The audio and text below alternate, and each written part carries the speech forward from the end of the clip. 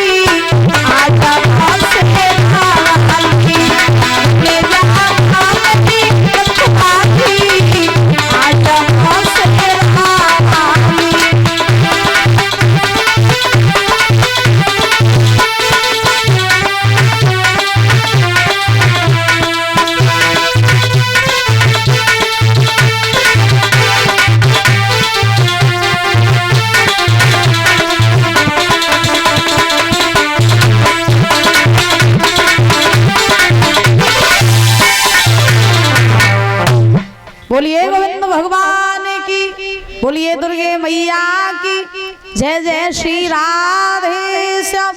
नमः पार्वती पत हर हर महादेव शंभो।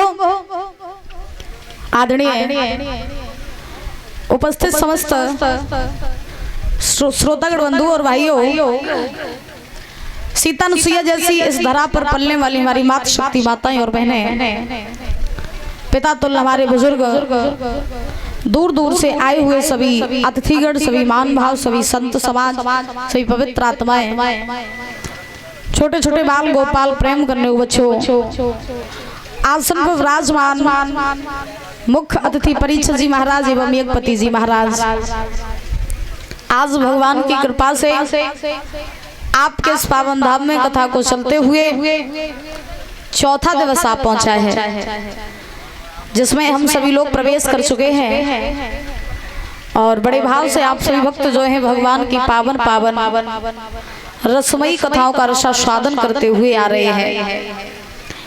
कल आप लोगों ने बड़ी ही मार्मिक कथा को सुना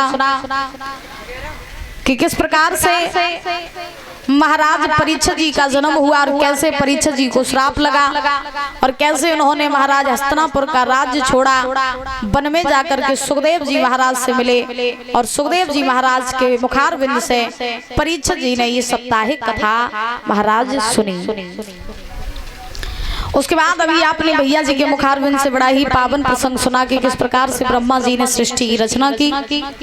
सृष्टि की रचना करने के बाद में महाराज नाना प्रकार की कथाओं को आज व्यास नंदन श्री सुखदेव जी महाराज जो है परीक्षित जी को सुना रहे हैं। प्रसंग अभी चल रहा था कि महाराज भोले बाबा मैया सती जी के पास में बैठे हुए हैं और जब भोले बाबा और सती मैया कैलाश पर्वत पर बैठे हुए हैं तो सती ने देखा एक बार महाराज आकाश में से विमान जा रहे हैं। उन विमानों में सभी देवी और देवता महाराज बैठ करके कहीं जा रहे हैं। सती जी को बात कुछ समझ में नहीं आई तो सती ने भोले बाबा से पूछा, बाबा आज ये देवी देवता अपने अपने विमानों में बैठ के कहाँ जा रहे हैं? भोले बाबा ने कहा जे सब जा रहे तुम्हारे मायके, तुम्हारे घरे। भोले बाबा से कहा तुम्हारे मायके जा रहे हैं। सती बोली हमारे मायके काहे जा रहे?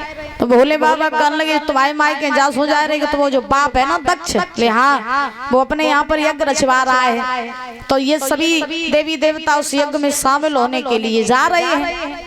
सती बोली तो प्रभु हम काहे नहीं जा रहे? भोले बाबा बोले हम इसलिए नहीं जा रहे क्योंकि हमें बुलाया नहीं है। अब सती बोली प्रभु मेरा पिता यज्ञ कर रहा है और हमें ही नहीं बुला रहा है, ये हो ही नहीं सकता है, क्योंकि मेरा पिता अगर कोई यज्ञ करता है तो सबको बुलाना भूल जाए लेकिन हमें बुलाना कभी नहीं भूलता है। आप कहो तो हम चले जाएं अपने घरे। हो सकता है कि मेरे पिता से कोई भूल हो गई हो या हो सकता है कि काम में ज्यादा बिजी हो तो बुलाना भूल गए हो। आप कहो भोले बाबा तो हम चले जाएं अपने पिता के यहाँ यज्ञ में। भोले बाबा बोले देखो सती बिना बुलाए जाओगी सम्मान नहीं पाओगी, और कहा जाता है जहाँ सम्मान ना हो वहाँ जाना नहीं चाहिए, जहाँ कोई चुप कराने वाला ना हो वहाँ रोना नहीं चाहिए, जहाँ कोई मनाने वाला ना हो वहाँ रूठना नहीं चाहिए, और जहाँ कोई समझने वाला ना हो वहाँ अपनी बात को समझाना नहीं चाहिए। भोले बाबा ने सती से कहा तुम बिना बुलाए जाओगी? सती बोली बाबा मैं जाऊंगी और तुरंत वापस लौट आऊंगी, मुझे जाने दो ना।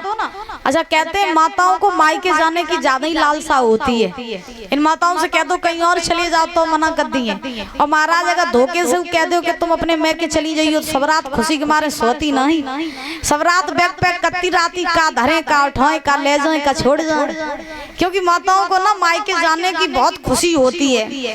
घर में घरवाली अगर रूठ जावे तो मनावे को सबसे बढ़िया उपाय 2-4 दिन का जब मायके भेज दो एकदम टक कहीं जैसी गई थी तैसी। तो महाराज सुखदेव जी महाराज समझा रहे हैं राजन परीक्षित।